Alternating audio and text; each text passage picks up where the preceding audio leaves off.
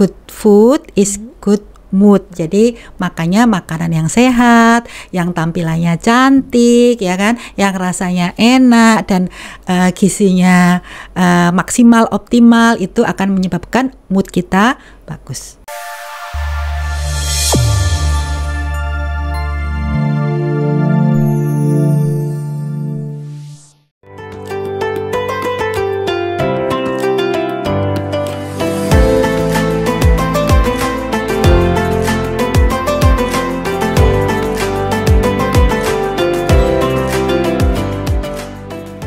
Assalamualaikum sahabat kampus di UIN Maliki Malang. Tetap berada di bulan Ramadan kali ini, yang tahunnya tetap seperti kemarin adalah 1444 Hijriah. Kali ini kita akan membahas satu tema yang sangat unik sekali karena berhubungan dengan makanan, yaitu adalah cara milenial dalam memilih dan menentukan makanan puasa yang sehat sesuai dengan dunia kedokteran.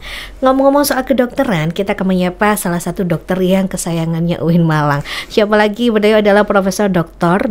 Yuyun Yuniwati, Magister Kesehatan, Spesialis Radiologi Konsultan. Kita sapa lebih dahulu. Assalamualaikum warahmatullahi wabarakatuh, Prof. Waalaikumsalam warahmatullahi wabarakatuh. Selamat berpuasa ya sahabat kampus. Salam sejahtera, salam sehat untuk kita semua dan selamat makan. Karena topik kita ya, ini topik kita adalah tentang makanan mungkin ya. Bagaimana kabar hari ini, Prof? Pakai kerudung hijau, mohon maaf ya. Segar sekali melihatnya, Prof, sangat cantik hari ini. Terima kasih karena topik kita kan makanan ya. Jadi kayaknya cocok sih kalau kita yang ijo-ijo itu ya, segar green, gitu, Prof, ya. Karena healthy itu kan identik dengan green ya, dengan hijau ya, makanan-makanan hijau. Betul gitu, sekali ya. Bagi sahabat kampus yang tidak tahu, beliau adalah Dekan Fakultas Kedokteran dan Ilmu Kesehatan, pasti tentunya ngerti. Kita ngomongin soal cara milenial dalam memilih makanan. Bagaimana nih, Prof, sebenarnya? Iya, terima kasih. Jadi sebetulnya itu kalau kita bicara generasi nih Mbak ya, jadi kita itu sahabat kampus itu ada di generasi Z dan mungkin Bapak Ibu dosen generasi milenial. Jadi cara makanannya seperti apa? Jadi kan kita tahu nih generasi Z dan generasi milenial itu adalah generasi tanpa batas. Jadi saya sering bilang nih, kalau zaman saya Mbak, kalau saya lahir dulu, saya mainan Mickey Mouse, tahu ya, boneka Mickey Mouse, tahu ya. Nah, tapi generasi Z dan milenial itu lahir mainannya mouse. Iya, bedanya ya, bedanya antara Mickey Mouse dengan mouse. Itu menunjukkan bahwa generasi Z dan generasi milenial itu adalah orang-orang yang borderless, tanpa batas. Jadi makanya media sosial itu menjadi sangat-sangat penting, termasuk dalam pemilihan makanannya gitu. Jadi kan sekarang nih lagi marak kafe-kafe ya Mbak ya. Nah, syarat untuk kafe yang menarik buat generasi Z dan milenial tuh apa sih sebetulnya? Tempatnya bagus, ya kan? Nyaman, instagramable, ya kan? Ya, kemudian wifi-nya kenceng, ya kan? Sehingga bisa upload status. Dan kemudian baru tampilan makanannya cantik, ya, good food kita bilangnya. Dan baru kemudian rasanya dan harganya karena kan mahasiswa ya. Kalau mahasiswa harus sesuai. Nah, ngomongin soal makanan nih Bro ya, ada nggak sih makanan tertentu yang dikhususkan untuk ketika Ramadan kamu harus mengkonsumsi makanan ini gitu? Sebetulnya nggak gitu-gitu banget ya teman-teman ya, karena pokoknya makanan yang sehat itu seperti apa sih yang terpenuhi kebutuhan gizinya. Jadi makanan yang sehat itu lebih banyak protein ya, buah, sayur karena mengandung serat, kemudian minum yang cukup, mengurangi gorengan ya. Mengurangi itu agak susah itu dia, dan mengurangi yang manis-manis ya. Generasi Z dan milenial ini kan senang banget yang manis-manis ya Mbak ya. Tahu nggak minuman-minuman kopi kekinian atau teh kekinian tuh kan sebetulnya kopinya dikit ya kan, tapi gulanya banyak, jadi pasti ada susu kental manisnya, terus kemudian ada boba ya kan, ada gula aren ya kan, terus atau malah ada yang minuman yang dikasih keju ya kan. Nah seperti itu, jadi teh juga seperti itu. Jadi tren ke generasi ini itu adalah makanan manis, sehingga ada yang namanya itu nah ini sekalian pesan ya boleh ya Mbak ke teman-teman, ada yang namanya sugar craving. Jadi ketergantungan terhadap makanan manis. Jadi kalau kita itu makan makanan manis nih, kan produksi insulin tuh akan meningkat untuk menetralkan. Nah lama-lama kita terus kecanduan kayak membutuhkan sekali makanan manis. Tapi saya nggak bilang loh ya nggak boleh makan manis, nggak seperti itu, boleh. Tapi diatur. Dan juga puasa itu tidak harus merubah pola makan kita.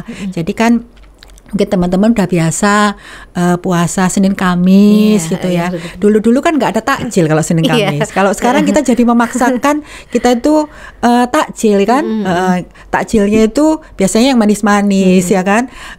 Identik ya Prof. Iya, padahal sebenarnya kalau kita puasa kita tidak harus seperti itu. Boleh kurma 1-2 gitu, tapi tidak misalnya minuman boba yang satu yang apa namanya size large seperti itu. Jadi nggak harus menghindari makanan-makanan manis, cuma harus mempertimbangkan komposisinya. Betul. Ya. Jadi bisa diatur misalnya buka bersama itu kan nggak tiap hari ya.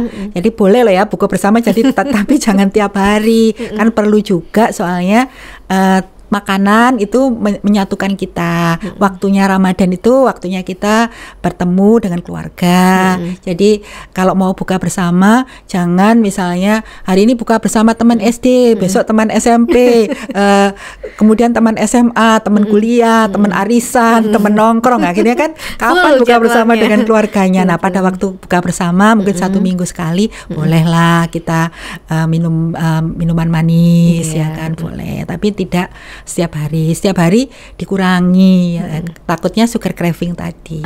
Itu adalah salah satu kata yang baru saya dengar, sugar craving ya.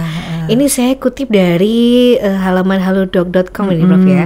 Cara berbuka puasa yang sehat bagi tubuh, menghindari makanan berminyak, memulai dengan air putih, tidak makan dalam jumlah berlebih, mengkonsumsi makanan bernutrisi seimbang, dan tidak mengkonsumsi makan manis dan asin berlebihan. Nah tadi udah disampaikan. Kalau menurut dokter ini bagaimana? Ya betul sekali ya. Sebetulnya sesuai dengan tadi kita udah bicarakan ya, Quran surat Al-A'raf ayat 31. Jadi makan minumlah tapi tidak berlebihan. Sebetulnya itu tadi yang saya sampaikan sebetulnya ya Mbak ya. Jadi kalau puasa itu jangan langsung sahur sebanyak-banyaknya, buka sebanyak-banyaknya. Kita makan biasa aja, jangan kita makan biasa aja. Tadi kan sebetulnya tipsnya yang disampaikan oleh Mbak Ima tadi itu kan berlaku tidak hanya pada waktu puasa. Jadi kurangi gorengan tuh yang agak susah. Ya, kurangi gorengan, kurangi makanan manis, perbanyak buah dan sayur dan juga protein. Karena kalau kita sahur dengan buah sayur, protein itu kenyangnya lebih lama gitu loh Mbak, daripada kita makan nasi sebanyak-banyaknya kemudian makan minum manis gitu kan. Itu nanti jam 9 jam 10 udah lapar gitu.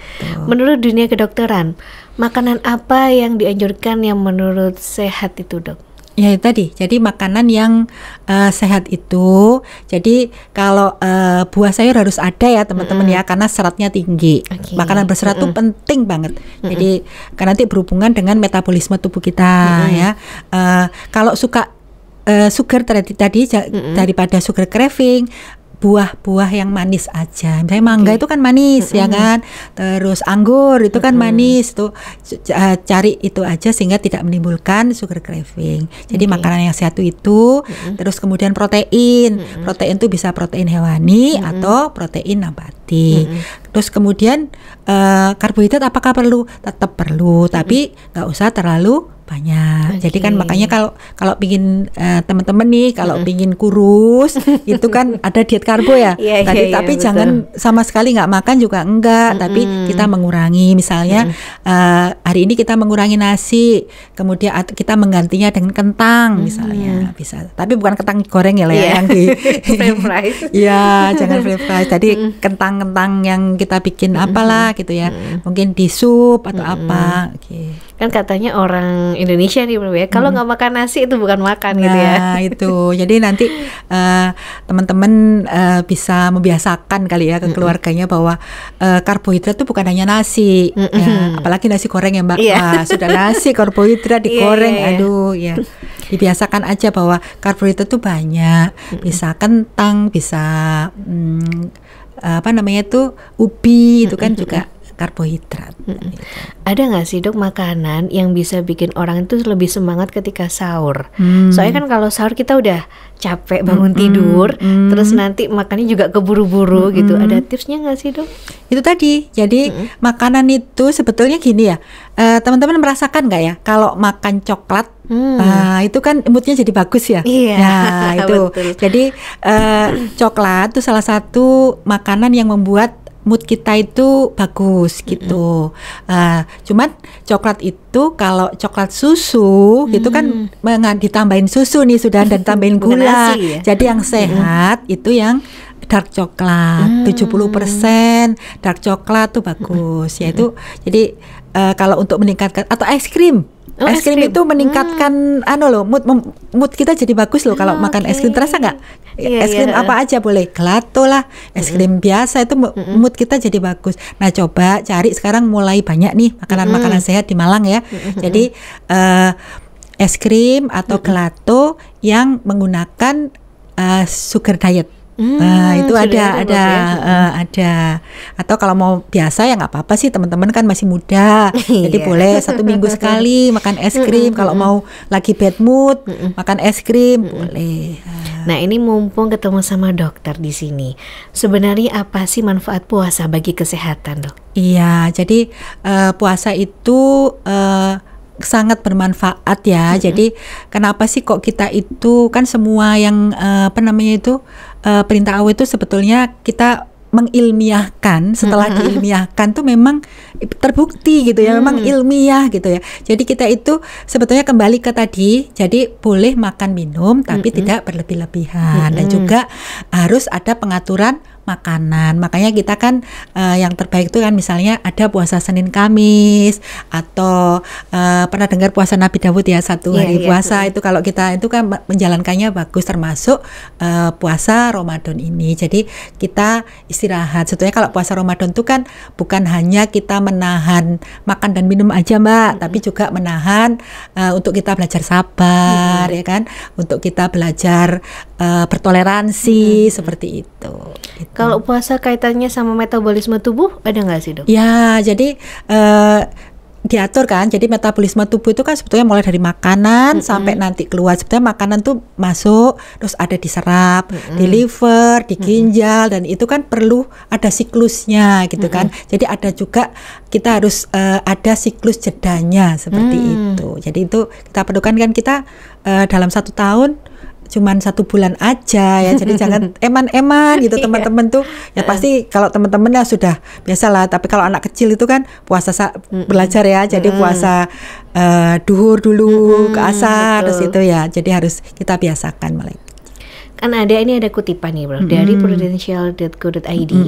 Manfaat puasa itu adalah perbaikan gula darah, kolesterol tubuh, dan ada lemak tubuh, detox juga. Benar nih Dok ya? Benar ya. Jadi puasa itu memang kayak tadi saya bilang sugar craving. Kalau teman-teman biasanya kan anak-anak tuh ya, saya lihat mahasiswa itu kan pagi terus nanti siang jam 10 tuh jajannya boba kan. Boba lagi atau gorengan. Boba, Nah, sekarang dengan adanya puasa yang jeda tadi jam 10, terus kemudian makan siang yang gorengan, itu kan nanti berubah ke sore kan. Nah, itu kan menyebabkan tadi keseimbangan gula darah ya, menghindari sugar craving tadi. Terus kemudian gorengan tuh kan kolesterol ya, seperti itu. Jadi puasa bisa bikin kita sehat gitu. Betul.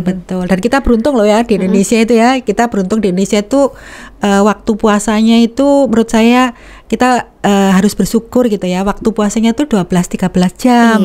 Itu nggak terlalu lama. Coba bayangkan teman-teman, ada loh yang puasanya 18 jam misalnya. Itu kan terlalu panjang ya buat kita gitu ya. Kayaknya nggak kuat sampai di sana.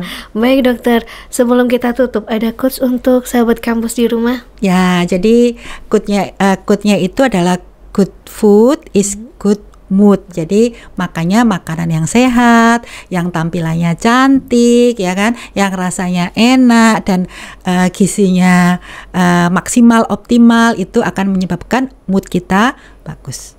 Ya. Jadi selamat makan. Tapi ingat ya nanti saat maghrib. Iya.